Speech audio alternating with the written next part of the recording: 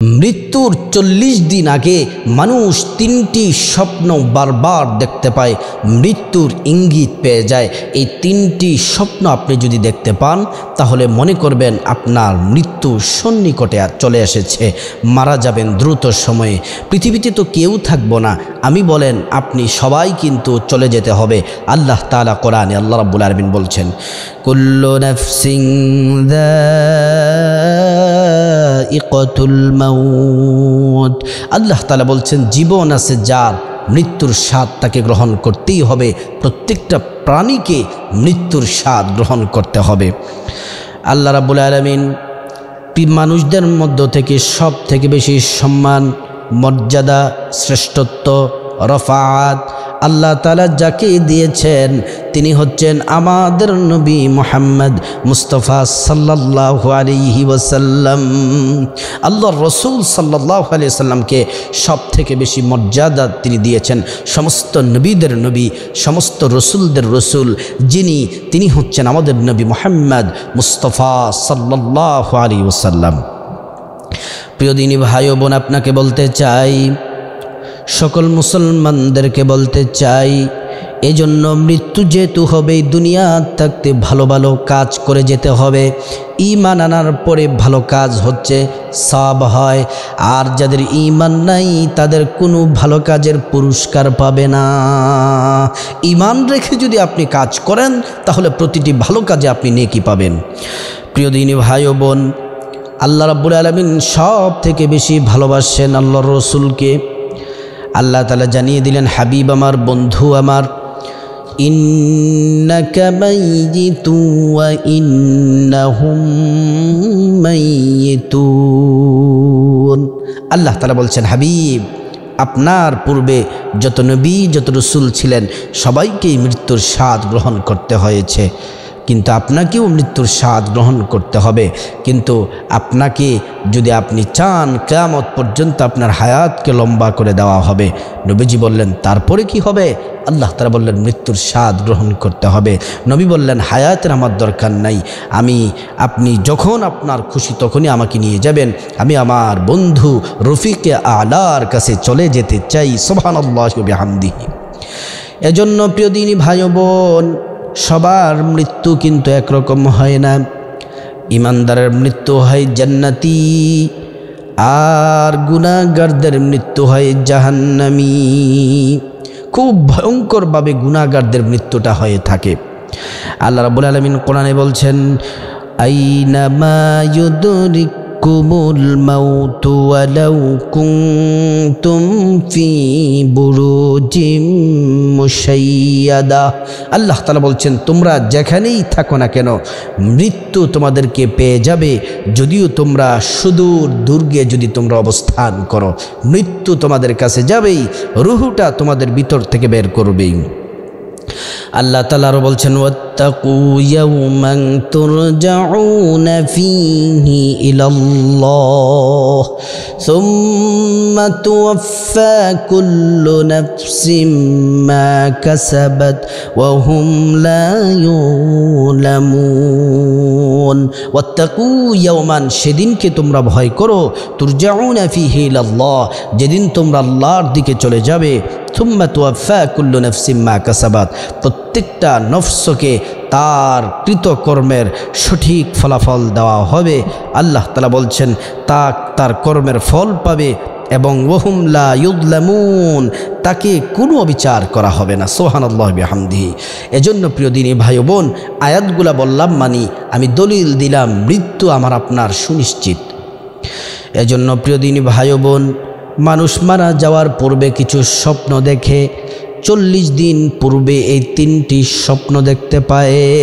এই 3টি স্বপ্ন যদি আপনি দেখেন তাহলে মনে করবেন আপনার মৃত্যুর সময় চলে এসেছে। আগে আপনাদেরকে একটা বিষয় স্বপ্ন সম্পর্কে ক্লিয়ার করতে চাই। স্বপ্ন 3 প্রকার, মিনাল্লাহ আল্লাহর পক্ষ থেকে, মিনাশ শাইতান শয়তানের পক্ষ থেকে, সর্বশেষ হচ্ছে নিজের পক্ষ থেকে। আল্লাহর পক্ষ থেকে স্বপ্ন কিভাবে হয়? আপনি রাতের বেলা এশার নামাজ পড়লেন, এশার নামাজ পড়ার পরে বিছানাটা বিসমিল্লাহির রহমানির রহিম পরে ঝাড়ু দিলেন, তারপরে অজু করলেন, আপনি ডান কাত হয়ে শুয়ে দোয়া দুরুদ ইস্তিগফার, তারপরে আপনার যত মাসনুন দোয়া যা পারেন জিকির আজকার তাসবিহ তাহলিল সবগুলা পাঠ করে ডান কাত হয়ে যদি ফজরের নামাজ পড়বেন, এই নিয়তে যদি ঘুমান, রাতের বেলা যদি আপনি স্বপ্ন দেখেন, এটা স্বপ্ন সত্য হওয়ার সম্ভাবনা, আর সত্য স্বপ্ন আল্লাহর পক্ষ থেকে আসে। সুবহানাল্লাহি ওয়া বিহামদিহি। দ্বিতীয় নম্বর যেই স্বপ্ন মিনাশ শাইতান, এটা হচ্ছে শয়তানের পক্ষ থেকে, এটা সত্য না মিথ্যা, এমন এমন আজীব আজীব আপনাকে স্বপ্ন দেখাবে যে আপনি খুব অবাক হয়ে যাবেন, এগুলো শয়তানের পক্ষ থেকে হয়ে থাকে। 3 নম্বর হচ্ছে নিজের পক্ষ থেকে যেই স্বপ্ন, সেটা হচ্ছে আপনি সারাদিন যে কাজকর্ম করেন, চিন্তা ভাবনা করেন, সেটার ভিত্তিতে আপনি স্বপ্ন দেখতে পান। এই স্বপ্ন হচ্ছে 3 প্রকার। তাহলে 3 প্রকার স্বপ্নের মধ্যে সত্য স্বপ্ন হলো আল্লাহর পক্ষ থেকে যেটা আসে। প্রিয় দিনী ভাই ও বোন, আপনাদেরকে ক্লিয়ার করতে চাই, স্বপ্নের কথা কিন্তু আপনি সবার কাছে বলতে পারবেন না। যিনি স্বপ্নের সঠিক ব্যাখ্যা দিতে পারেন, আপনি তার কাছে গিয়ে বলবেন। প্রিয় নবী মুহাম্মদ মুস্তাফা সাল্লাল্লাহু আলাইহি ওয়াসাল্লাম ফজরের নামাজ পড়ানোর পরে, জামাতের পরে আল্লাহ রসুল সাহাবাদের দিকে মুখ করে বসতেন, মুখ ফিরিয়ে বসতেন। তারপরে জিজ্ঞেস করতেন, সাহাবীরা রাতের বেলা তোমরা কে কি স্বপ্ন দেখেছো? তখন সাহাবীরা বলতেন, ইয়া রাসূলুল্লাহ, আমরা এই স্বপ্ন দেখেছি, ওই স্বপ্ন দেখেছি।